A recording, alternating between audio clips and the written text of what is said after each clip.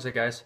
Don't have a whole lot for you this week. Didn't brew this weekend, but what I did do is I transferred the black IPA to secondary to dry hop, and I used Lermo's advice of not using using like a a sack or like a mesh bag or anything. So just put it right in there, and then plan is to cold crash it after I'm done dry hopping, and hopefully they'll drop out. So I'll show you that. I'll show you a tasting of the black IPA where it's at right now. I'll also show you, you can hear my dog. Also show you just an update on the double IPA in the keg. I know you guys have seen it a bunch, but it's really coming into its own, so I'll show you that. What else has happened this week? Oh yeah, I remember. So it was Thursday night. I was sitting, and this is kind of a ritual of mine. I know it's kind of weird, but when I go to the bathroom before the end of the night, pee, I always clean out my ears. So I was cleaning my ears, and my wife's right next to me, and she decides that she's going to take a shower. So as she's standing next to me taking her shirt off, her arm hits the Q-tip, the hand holding the Q-tip, and it goes into my ear. And all of a sudden, I just feel extreme pain in my ear, and blood starts coming out. Well, not exactly right away, but I hold my ear, run into the living room, in intense pain, and then she comes and looks at my ear, and there's blood coming out. So, I didn't think it was that big of a deal, but she had to, she called her mom, who's a nurse, and she told us to call the nurse on call. Called them, they talked to me, and then they said you should go to the ER. So I went to the ER, and there was a bunch of sick people there. But they got me in, said I should be seen. Looked at it for about 10 seconds, and nothing was wrong. What happened was when the Q-tip went in, it cut the inner wall of my ear, so I didn't puncture the eardrum, but I did. They said it was a pretty good laceration in there. So, the only thing to worry about is infection at this point. But I kind of like it. It's kind of a good thing, because now I can say in the next couple days, if I want to, I could say, well, my ear hurts, hon, but the one thing that'll make it feel better is if I brew some beer. She feels terrible about it, and no, I wouldn't really, use her guilt to brew, but I'm glad I'm okay. So there's that. So I'll show you the other stuff, and then I'll come back to you to wrap things up. All right, here's a quick shot. There's the black IPA. I have it set up kind of, I don't know, on a tile and cribbage board and poker set to have it at a pretty good angle. It's been sitting like that for a little bit, so it's pretty compacted. And I have the secondary with the funnel in it. I'm going to be pouring the hops in, and then I'll be siphoning right on top of those. No muslin bag or anything this time. I'm going to probably dry hop it for 5 days, and then I'm going to cold crash it for, I don't know how long, 2 or 3 days, and hope that the hops settle out. Lermo had a video or a response to my video and asked, you kind of made a comment that maybe that was a 6-gallon carboy, and the 5-gallon was up to the top, or 6 gallons was up to the top. But we're gonna see. There's the mark on my carboy, and I've done this with water a couple times, and that's where the 5-gallon sits. So not on the base where you'd think, but right down here is where I've got 5 gallons from. So hops I'm using are an ounce of Cascade per the recipe, and then I went to go get Centennial yesterday at the home brew shop, and they didn't have any, and they didn't have any more Cascade, so I just used Amarillo. So Cascade and Amarillo dry hop. I cannot find anything online about how that would work, so if you guys know how that will work, let me know, or if you've done it. So I'm not going to show it, but I'm going to pour the hops in there and then grab the siphon and siphon away. Alright guys, there it is. As you can see, that mark I showed you before was about right here, I'd say, and I got it up to there. So if this is the 5-gallon mark, which I don't believe it is, I've read some stuff online, then I have 5 gallons. If not, I have 5¼ gallons. So I guess I have 2 questions. How much can you actually fit in a keg? Can you fit over 5 gallons? And 2, as you can see here, all the hops are up on top. Usually I have a bag waiting, you know, with something in it weighing it down, but here they're not. They're just on the top, and I just, you know, kind of gently rocked it a little bit, but I don't want to shake it too much to, you know, get oxygen in there. So can you tell me if there's any remedy for that? I'm assuming that after a while it's going to start coming down, but maybe not. The cold crash it definitely will, so I guess we'll see. But there it is. Alright guys, it's still the same day that I had racked. So I want to do a quick update of my double IPA that I've shown you a million times, but look at it. Just clear. I am trying to kick this beer, or kick the keg of this beer for the black IPA, so I'm going to be drinking as much as I can from it. Let me give you just some quick final tasting notes. As you can see, there's some lacing on there. Let me give you a quick smell. It's really coming to its own, guys. I kind of wish I would have had 2 kegs, you know, so I could let this sit a little bit longer. The hop kind of funkiness has faded a lot, and now it's really drinkable and nice.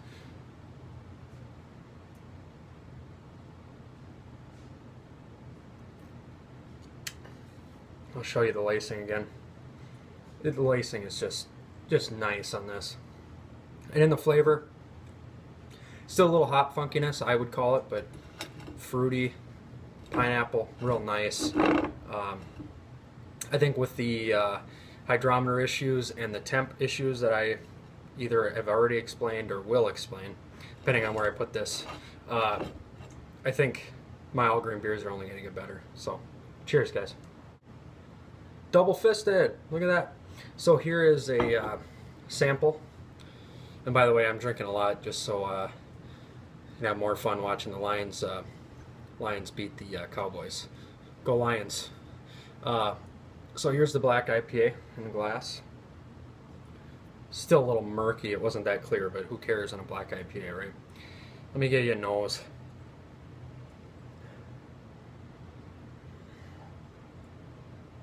This glass smells a little, I don't know what you'd call it, kind of not washed very well. But I am getting some chocolate and some roasted malts. Absolutely no hop aroma.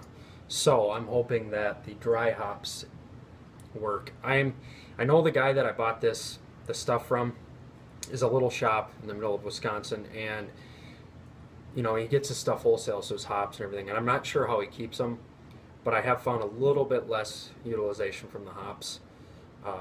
But the price, he can't beat it, and he's a nice guy, so I keep coming back to him. But let me get a quick taste.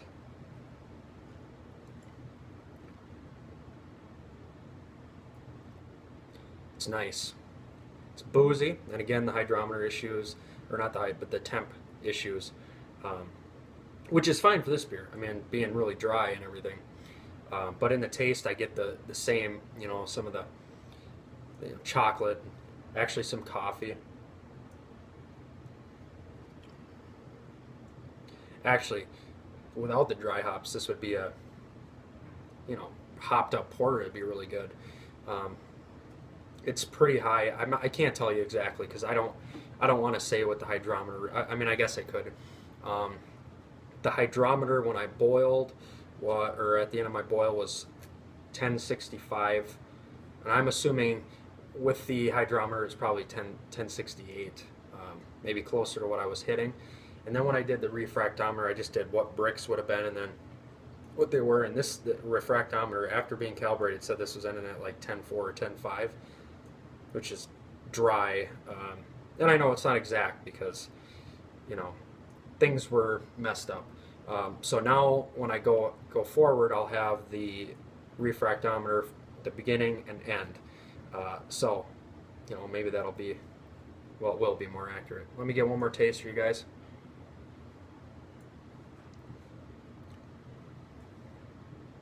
It's shaping up nicely. I had a little tiny sample about 2 days ago, and it didn't taste this good. So I think sitting on the hops, and then, oh man, it's gonna be good. Going right in the keg. Strong beer. You know, I think with points I just told you, it'd be around 8%. So cheers, guys. All right, well, that's all the footage I have this week. Not a whole lot going on. What I do have coming up is I've decided I'm going to brew a couple times in the next, well, 3 weeks. Next weekend, I'm going to brew another cream ale because I don't know if I told you yet. No, I did not tell you this yet. So when I cold crashed that cream ale, I think the one mistake I made was I pulled it right out of the fridge and it sat for maybe an hour, and then I batch primed it, and everything went well. I got 48 bottles out of it, and then there was a little bit left, so I took a sample, and the sample tasted like straight sugar water, and I got worried. I'm like, what happened? I've never had that happen.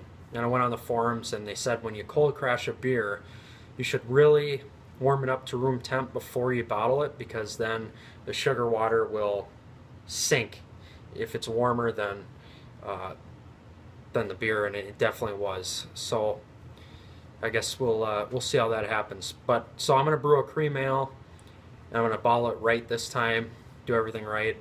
So if it turns out, it turns out. If it doesn't, it doesn't. So I'm gonna do that next weekend, and then I have Martin Luther King Day off for work, and that day I'm gonna brew another porter, different recipe. It's actually Jamil Zanishev's porter recipe that you can find on, I think, morebeer.com. So I'm going to brew that, and the only reason I'm doing that is to try to use some of the vanilla beans I have, because I don't think they'll last forever. And my wife already named that one I Have a Dream Porter, because it's Martin Luther King Day, right? So that's what I'm going to do. I do have a shout out, and I have it written on my hand. It's just the last name, Josh Secaur, I think. It's spelled Secaur. He's from Wisconsin, Wisconsin. His videos, I think he has about 3 up right now.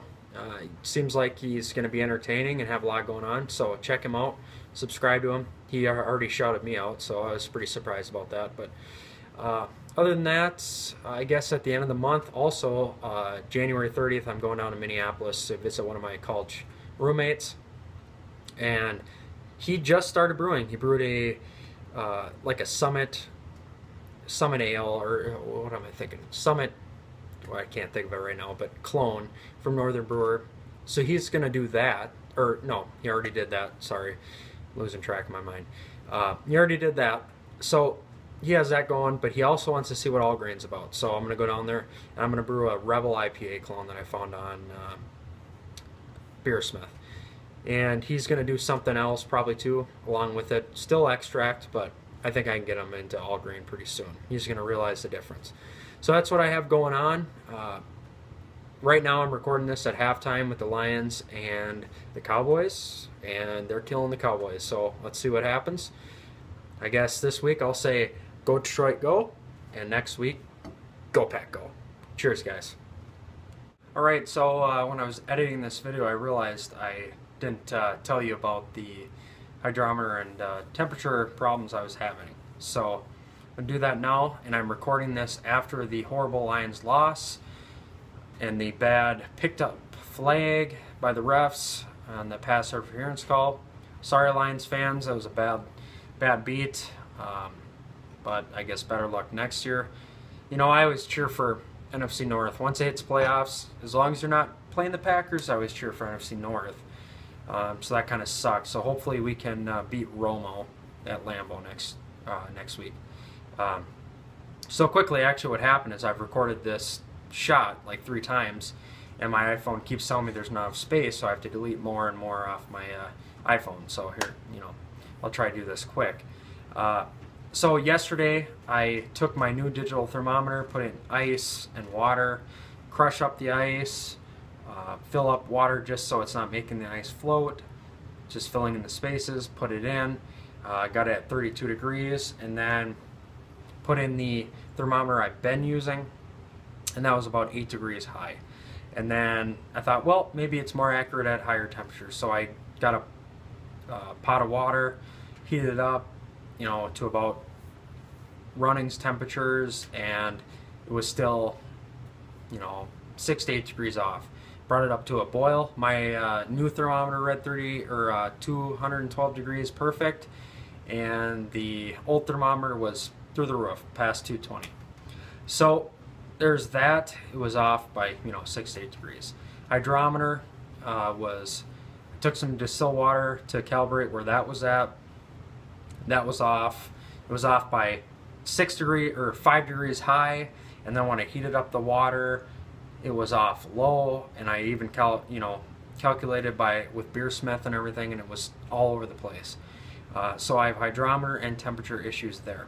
So going forward, I think my beer's going to be better. And basically what that does is, when your mash temps are low, with the thermometer being high, it makes it more fermentable.